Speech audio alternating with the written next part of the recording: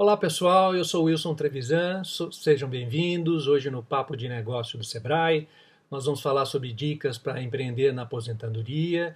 Vai ser um papo bastante informal, vocês aproveitem para anotar as questões, depois publiquem as questões, mandem os comentários, que depois oportunamente, ainda durante a semana, a gente vai responder todas as questões. Antes de mais nada, para começar o nosso papo, eu queria questionar um pouquinho o termo aposentado, né? Existe uma crença que o aposentado está no fim da vida ou já deu para ele e sobram muito poucas opções de atividade para o aposentado, né? Só que é uma realidade hoje que mudou. Nós temos hoje são pessoas de 50, 60, 70 anos com muita energia ainda, com muita capacidade, com muito discernimento, com muita vontade de produzir, de trabalhar. Então a gente tem quase que um dilema aí, né? A gente tem uma população que a cada dia que passa está envelhecendo mais com qualidade de vida, né? Eu costumo brincar que hoje em dia a medicina moderna e todos os exames que a gente faz não deixa a gente morrer, né? A gente está vivendo cada vez mais, né? A gente vai viver mais que os avós, que os pais. E por outro lado, a gente tem uma necessidade de trabalhar, de se sentir útil, de gerar renda, e aí a gente se depara com esse dilema, né? Então é importante essa visão, né? Cair essa ficha para todo mundo que na realidade a gente precisa de uma solução para essa questão, né? E a solução passa por empreender, por ter uma carreira autônoma, porque trabalho, e essa é a boa notícia, né? Trabalho sempre vai existir.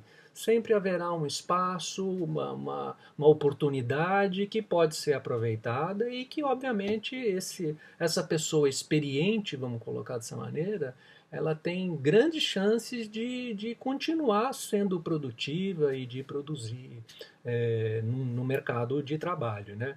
Então, assim, um conceito que a gente gosta bastante, e aí já começamos a falar de dica, é o conceito do protagonismo, ou seja, nós temos que tomar a dianteira e controlar um pouco essa situação, ou seja, não deixar por conta da crise, por conta de outras pessoas, por conta do que está acontecendo, o que eu posso fazer para resolver essas questões, né? E aí passa por uma revisão até de grandes conceitos, né? Porque, o que eu devo, se eu devo estudar novamente, começar a estudar, aprender uma nova habilidade, isso são todas as opções que acabam se apresentando.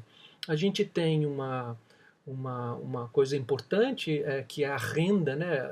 Como a gente vai viver mais, portanto a necessidade de renda, mesmo que a gente tenha uma poupança, que a gente tenha um benefício de aposentadoria, nem sempre isso vai resolver todas as questões financeiras, vamos dizer assim. Então é importante a gente ter renda fruto de trabalho, né? Independente de ter um benefício e tal. E outra coisa também, chega num momento da vida que, além da renda, passa a ser importante outros fatores. Um fator que eu julgo de suma importância é propósito. E esse propósito tem a ver um pouco com a missão de vida, né? Ou seja, aquela necessidade de realizar, aquela lacuna que a gente precisa para alimentar a alma, que a gente não sabe muito explicar o porquê, mas tem certas coisas que são importantes para a gente. Isso pode se manifestar de várias maneiras. Eu, de repente, tenho um desejo importante de ajudar as pessoas, e pode ser de várias formas. Posso dar aula, eu posso fazer um trabalho, inclusive social, mas de qualquer maneira eu preciso disso, né? A partir da meia idade, quando a gente chega na meia idade, né, a gente começa a refletir sobre isso. Quando a gente é jovem, a gente busca muito o recurso financeiro, a estabilidade financeira. Você tem que criar os filhos, comprar a sua casa própria, fazer as coisas que você quer, comprar seu carro, adquirir suas coisas e tal. A partir de um certo momento começa a ter mais sentido essas outras coisas. O que mais que alimenta a minha alma? E é aí que entra a missão de vida, né? É aí que se materializa todas essas questões que a gente sente com relação à realização, né? E por último, uma coisa que eu considero um tripé, né? A renda, o propósito, e o terceiro é a qualidade de vida, né? A gente, por conta de sacrifício, quando a gente é jovem, a gente acaba sacrificando muito a agenda em detrimento de estar com a família, de estar com filhos, a gente se propõe a viajar, né? E toda desculpa é por conta do trabalho, de realizar, da responsabilidade de pagar as contas de dar conforto para a família e tal. Mas de qualquer maneira, de novo, né, nessa fase é importante a gente considerar que tem certas coisas que a gente não aceita mais. Uma agenda tão corrida, alguns sacrifícios que a gente não está disposto mais a fazer. Então, assim, são questões importantes que nos ajudam a direcionar a nossa escolha, né? O que eu vou fazer para empreender? Essa é uma grande questão, né? E aí, assim, eu queria até lançar aqui um desafio para você, é o seguinte, quais são as primeiras perguntas que a gente deve fazer para quando a gente vai estar pensando em empreender ou ter um trabalho de uma maneira autônoma? Quais são normalmente as primeiras perguntas que vêm? Se a gente pensar um pouquinho, essas perguntas normalmente elas vão estar direcionadas para o negócio, ou seja, bom, eu preciso escolher alguma coisa que dê dinheiro, eu preciso escolher uma atividade que seja viável, que tenha mercado, que o investimento não seja além das minhas possibilidades, que eu consiga fazer. E aí começam a aparecer coisas que a gente acaba esquecendo de perguntar e que são importantes. Na minha visão, a grande dica aqui é na hora que eu começo a fazer esse processo de decisão, mais importante de fazer todas as perguntas que eu já falei e outras tantas que vocês devem ter pensado aí, que são relativas ao negócio, mas a gente deve começar a perguntar o do que eu gosto, o que eu sei fazer. Basicamente, a pergunta maior que vem é quem sou eu? Quem sou eu do ponto de vista profissional? O que me satisfaz? O que eu faço bem? A gente costuma dizer que o que a gente faz bem, normalmente a gente gosta de fazer. E se a gente gosta de fazer é porque faz bem. Uma coisa alimenta a outra. Então, esse é um processo que você tem que parar e pensar: caramba, eu sei fazer isso muito bem.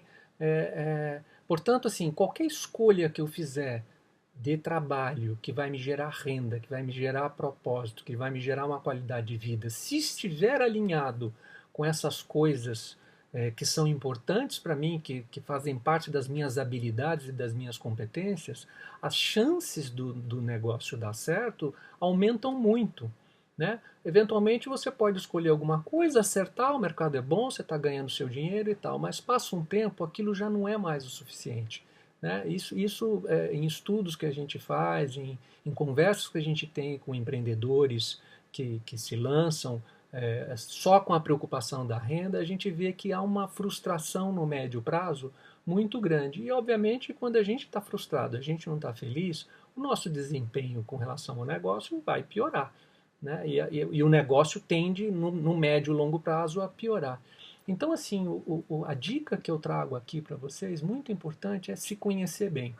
Né? A gente chega na meia-idade, provavelmente a gente já sabe bastante coisa sobre a gente, como a gente funciona, o que nos tira do sério, o que nos irrita, o que nos satisfaz, né? Qual o ritmo que a gente gosta e tal. Então, nessa hora é importante aprofundar esse levantamento, esse inventário, né? Essa olhar para dentro de si para saber o que é importante, quais são os meus valores, o que eticamente eu gosto, o que eu permito, o que eu não permito, o que faz sentido para mim, o que não faz. Então, esse tipo de discussão e de pensar, e aí vale assim, bom, eu não sei fazer isso sozinho. Conversa com um amigo, conversa com o esposo, com a mulher, com o irmão, com alguém próximo de você. Normalmente essas pessoas conhecem bem a gente.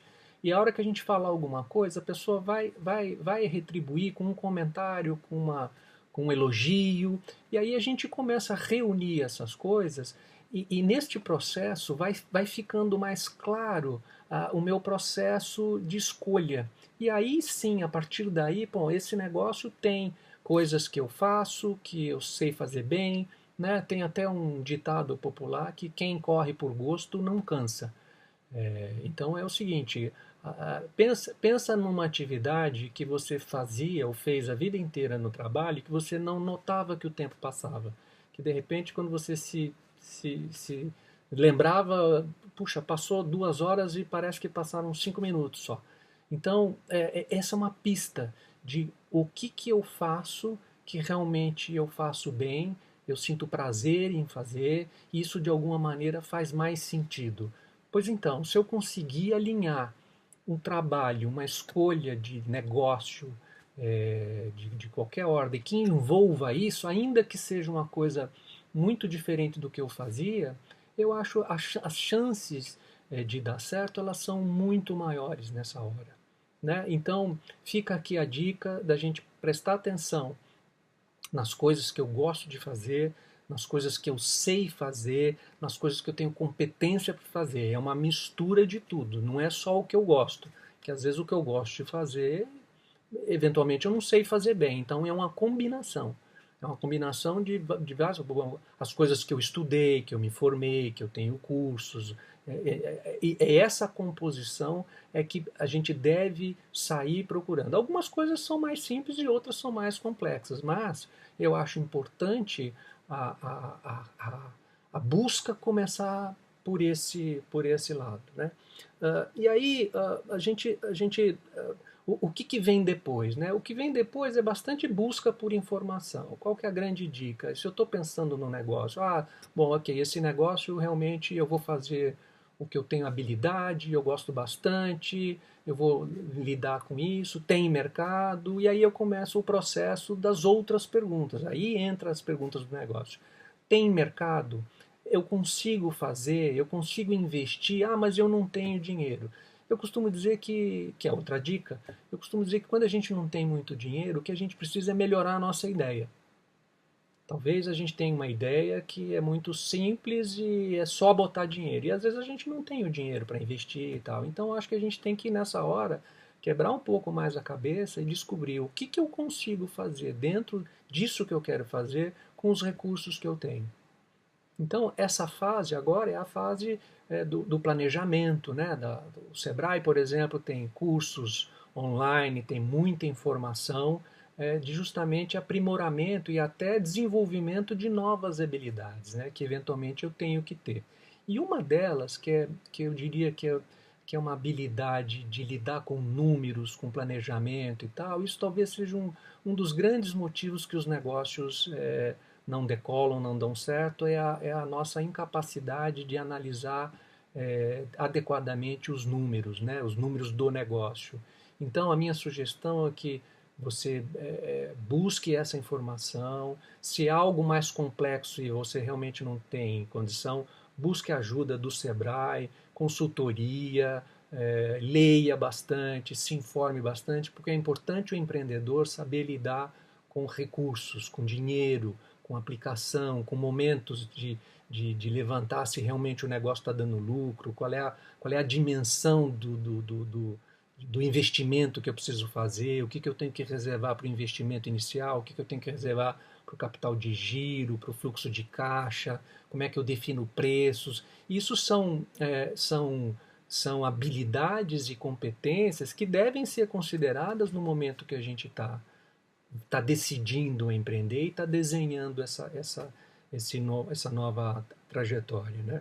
Então, planejamento financeiro, lidar com risco, né? Saber que é uma atividade de risco, a gente sempre vai correr esse risco e não tem outra forma. Empreender faz parte e errar, pessoal, é humano, faz parte do aprendizado, eventualmente a gente vai errar, a gente não tem que ser tão exigente a ponto de querer acertar na primeira tacada.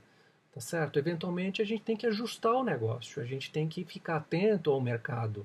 O mercado hoje em dia muda com muita rapidez, né? A internet, tecnologia de uma maneira geral, dá muita velocidade aos negócios, né? E as verdades que a gente tem. Então a gente precisa estar sempre antenado com isso, ler bastante, estar sempre informado, né?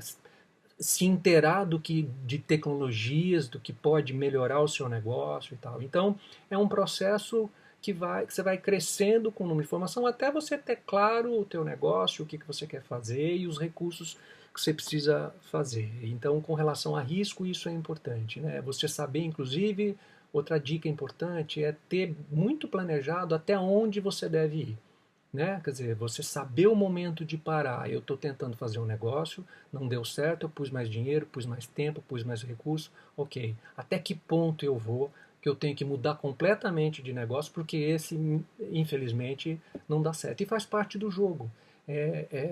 Tem um ditado bacana que eu gosto de citar que falhar não é cair, é se recusar a levantar.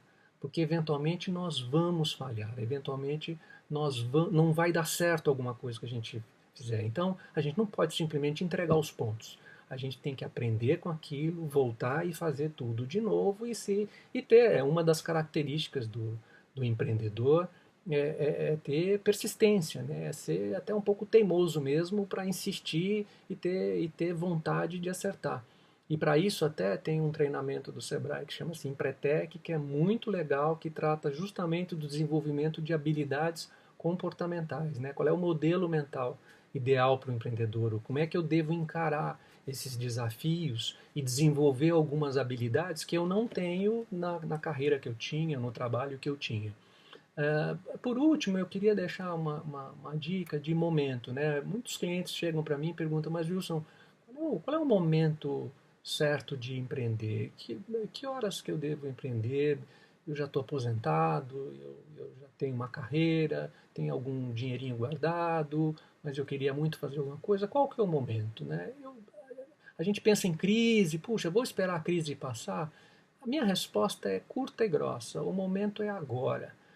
Se você está preocupado e está com essa vontade e tal, você tem que arregaçar a manga, né, e abraçar essa trajetória, abraçar essa caminhada, porque ela pode ser longa, espinhosa, né, vai ter muitos problemas, mas é muito gratificante a sensação de, né, a sensação de reconhecimento e de conquista é muito boa e você equaciona as grandes questões, talvez até da metade da sua vida para frente. Se você tem 50 anos e vai viver até os 90, 100, você tem mais outro tanto de vida para ser vivida com muito mais experiência, com muito mais capacidade de fazer escolhas.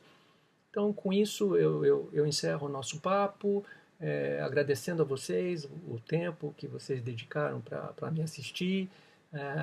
Agradeço os comentários, façam perguntas. Se porventura eu deixei escapar algum ponto que vocês gostariam de saber, façam as perguntas que a gente vai ter o maior prazer de responder. Boa sorte a todos e muito sucesso!